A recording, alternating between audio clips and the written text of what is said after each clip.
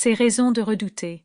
Un polar Avery Black, tome 6, écrit par Blake Pierce, lu par Caroline. Prologue. Pour un homme appelé Rosie, il n'y avait rien de délicat ni de charmant chez lui. Roosevelt. Rosie Dobbs se dirigea vers le porche de l'appartement 2B avec son habituelle démarche pataude, et si quelqu'un avait été non loin de lui, il l'aurait peut-être entendu jurer dans sa barbe, une série d'obscénités qui le suivaient comme une ombre. Avec un poing de la taille d'une tranche de jambon, Rosie martela la porte. À chaque coup, il voyait le visage de l'homme qui vivait au 2B, un con prétentieux nommé Alfred Lownbrook, le type de personne qui pensait toujours être meilleur que tous les autres, même s'il vivait dans un appartement de seconde zone dans l'une des pires parties de la ville. Il n'avait jamais payé son loyer dans les temps, avec toujours au moins une semaine de retard au cours des 2 années qu'il avait passées là. Cette fois, 3 semaines s'étaient écoulées. Et Rosie en avait assez. Si Lownbrook n'avait pas son loyer d'ici la fin de la journée, Rosie allait l'expulser. C'était samedi, juste après 9 heures du matin.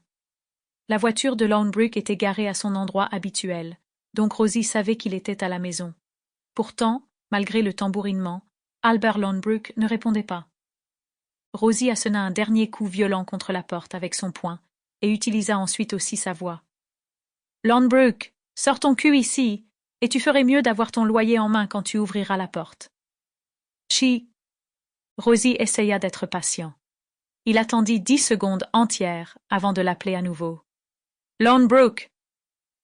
Quand il n'y eut toujours pas de réponse, Rosie décrocha l'énorme anneau de clé qu'il portait à un mousqueton sur sa hanche. Il les fit défiler d'une main experte jusqu'à celle étiquetée 2B. Sans un autre avertissement, Rosie enfonça la clé dans la serrure, tourna la poignée et entra dans l'appartement. « Alfred Lownbrook, c'est Rosie Dobbs, votre propriétaire. Vous avez 3 semaines de retard et… » Mais Rosie sut immédiatement qu'il n'allait pas avoir de réponse.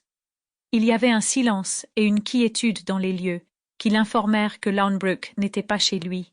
« Non, ce n'est pas tout à fait ça, » pensa Rosie. « C'est autre chose, quelque chose a l'air de ne pas aller. C'est comme renfermé et… eh bien, de travers. » Rosie s'avança de quelques pas dans l'appartement et s'arrêta quand il arriva au milieu du salon. C'est alors qu'il s'avisa de l'odeur. Au premier abord, elle lui rappela des pommes de terre qui se seraient avariées. Mais il y avait quelque chose de différent, quelque chose de plus subtil. « Lownbrook » cria-t-il encore, mais cette fois… Sample complete. Ready to continue?